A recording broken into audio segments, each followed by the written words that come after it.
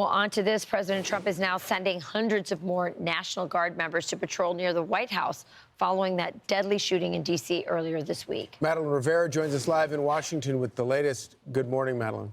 Good morning. Despite legal challenges, the president is doubling down on the National Guard deployment in D.C.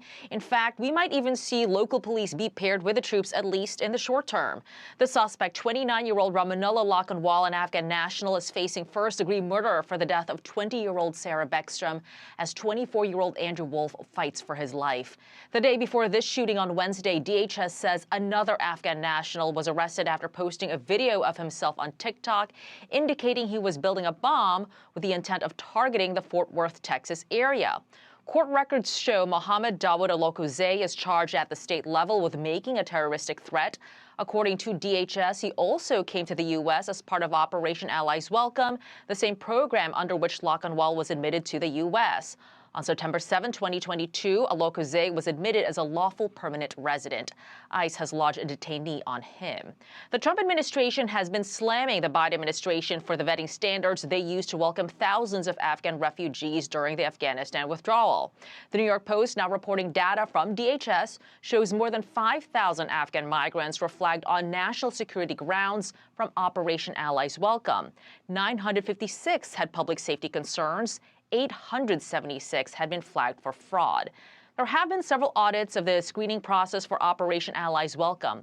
A report from the Justice Department in June showed the FBI and other U.S. agencies had done a good job flagging threats, but a DHS report in 2022 found the agency did not always have the critical information to screen, vet, or inspect the evacuees. Charlie, Rachel, and Griff. Thank you, Madeleine. Thanks. Well, Griff, you had an interesting interview with Chad Robichaux, who is a Marine veteran who led some of these rescues during the withdrawal from Afghanistan. Here's what he had to say about unvetted Afghanis. And during the time of evacuations, we were watching the U.S. military, forced by Joe Biden. I have to give credit. Our service members did an amazing job there, but forced by Biden's White House to put unvetted, undocumented Afghans on planes and fly them straight to the United States and let them loose in the interior of the country, 80 to 100,000 of them. And when that happened, I knew immediately, I mean, it can't go well. If you're an Afghan and you gave 10 years of your life to fight alongside the Americans, and now the rug was pulled underneath you, we abandoned our allies there. We left the most strategic place in the globe, Afghanistan, between Iraq, Iran, Russia, and China, for the Taliban to take over their women, their children. So maybe, and I'm certainly not giving an excuse for an Afghan that's here in America, but maybe they're here. They feel so betrayed by what the Biden administration did. Yeah. Well, and as we were talking about on the couch during the commercial break, this particular man who murdered these National Guardsmen was trained by the CIA and onto a kill squad. We brought them over. Very interesting what he said, because I still remember Congressman Tom Tiffany from Wisconsin was out front on this issue during that period of time when people were a little nervous to say anything because they were afraid they might be called racist if they did. But he was like, this is a bad idea. You guys are bringing all these unvetted people. They're coming onto military bases, in his case in Wisconsin. They're not culturally assimilating. It's very complicated to do this. They were coming in and out of bases. And he said, you know what?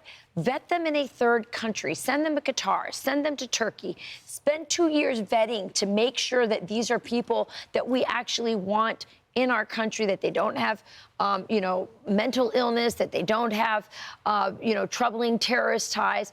That would have been the responsible thing to do. But instead, we brought them here. And in the case of this guy, Charlie, we're finding out we've been paying for his social services, God knows for how long. I mean, he's on all kinds of government assistance with his 5 children. And then he does this to two of our brave National Guardsmen. Yeah, every bit of it was predictable. And there were a lot of people that were saying at the time, including Tom Tiffany. Yeah, including all of us, who, and whatever, you get called racist about the stupidest things these days sometimes. But, it was all predictable. We knew this was the sort of thing that was going to happen when you transplant tens of thousands of people from Afghanistan into the United States, especially if their background, what they've been vetted for, is to become a contract killer for the CIA. You think that might be a recipe for disaster? Yeah. You know, the saddest part of this is when I've interviewed ICE directors, present and past, or Border Patrol chiefs, present and past, you ask all of them, what keeps you up at night? And this is exactly what they say keeps you up at night, whether it was the southern border or, in this case, the massive debacle of the Afghanistan withdrawal that led to Operation Allies Welcome. We've known this. We've known this was coming. A DHS report I cited, the Inspector General in 2022 said that a large, vast swath of the Afghans brought here had incomplete, inaccurate, or missing information on the vetting process. Then we find out this latest from Senator Chuck Grassley that was told that there's 5,000 plus that have really serious terror potential threats of this population of more than 80,000 that were brought. But it's not just the Afghans. Right. It's everyone else from all these other countries that came across under the Biden administration. And that's why, you know, President Trump and the administration is taking a little bit of criticism for now re-vetting and re-scrutinizing this. But which has to be done. Nothing could be more important. It has to be done. By the way, can I just say this before we move on to the next story? A lot of these things, including what happened at the southern border, which also brought over known and unknown terrorists. Right. We saw massive from other places, not even in Central America. Exactly. But a lot of this is done under the guise of compassion. Right. It is not compassionate to take people who lived in little villages that are, I mean, this is beyond third world. This is like, you know, pre-civilization kind of conditions in many cases. And then say, I'm going to plop you into Wisconsin or Washington or New York City, and you're going to be just fine. It's not compassionate. Much better to take them to Turkey, to Qatar, to something that has some sort of cultural familiarity to them. We put them in these situations. It's not compassionate to them, and it's dangerous to our citizens. Well, and, you know, to your point, Rachel, actually, the more you sort of walk that out, you have individuals like this who clearly have I mean, we don't know the motive of Ramanullah Lakhanwal. We're going to find out with the investigation, the individual that shot the guardsman. But yet they hate the country. They hate America. They're carrying out this heinous ambush attack. But do they hate the benefits they were given, the opportunity of a second life? Yeah. And of course, taxpayers paid for every bit of it.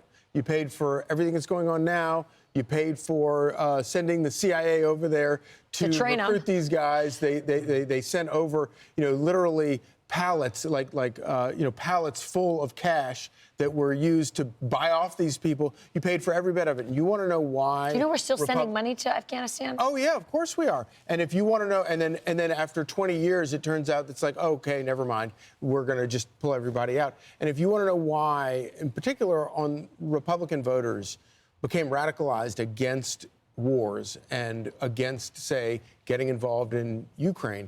This is why, because of the exhaustion, and also because we spent all of this money on this, but also those same voters who turned and began supporting Donald Trump when he started calling out some of this military intervention.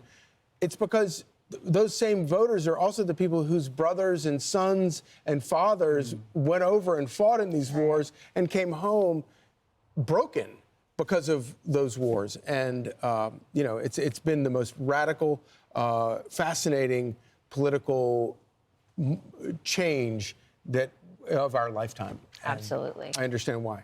I'm Steve Doocy. I'm Brian Kilmeade. And I'm Ainsley Earhart. And click here to subscribe to the Fox News YouTube page to catch our hottest interviews and most compelling analysis.